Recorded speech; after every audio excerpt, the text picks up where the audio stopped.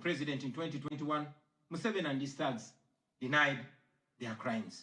They killed our people and denied it. They tortured people and denied it. They raided our houses and denied it.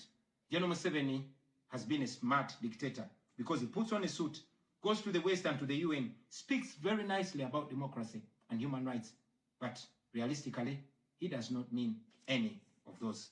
He talks about our so-called Human Rights Commission in Uganda, but the same person closed the UN Human Rights Office in Uganda 2 years ago because they dared to question him about his atrocities. Now that is how he has been able to maintain a facade of democracy for 40 years and counting. But now Museveni is 83 years old, and his 51-year-old son, Muhoozi Kainerugaba, commands our military, the Uganda People's Defense Forces, more like Uganda's defense against his own people. And he's effectively in charge. Unlike his father, Muhoozi does not play the role of a good dictator.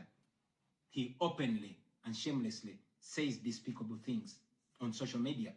On Twitter, he openly confesses and brags about committing atrocities against the people of Uganda. When he was summoned by Parliament, he called Parliament a house of clowns and fools, and he threatened to arrest all of them.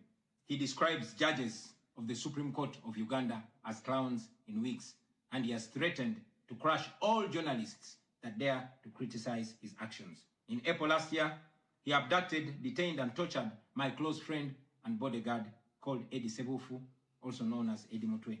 He later on posted on Twitter naked pictures of Eddie, boasting that Eddie Mutwe was in his basement learning Museveni's mother tongue, Runyankole. Last month, he bragged about killing 22 of my friends, and he said that he's praying that I am the 23rd person for him to kill. In other words, Museveni and his son no longer fear international retaliation for their crimes. They've been so emboldened by your lack of action. They know that they can murder their own people, imprison them, torture them, remove their fingernails, push needles down their testicles, and nothing will happen to them. Now, they're using rape as a weapon. Boys and girls, men and women, people of all ages have reported being sexually assaulted by Muhoozi's military. And it's not rare. The majority of the people that they capture and unlawfully imprison have reported being raped, whether men or women. It is no longer possible, ladies and gentlemen, for the international community to deny Museveni's violence and atrocities. It's all over social media. And today, I am talking about it to you. Now, this is our call to action. The way I see it, if the international community continues to be complacent, then Uganda will go from bad to worse. Museveni and his son's military will massacre many more innocent Ugandans.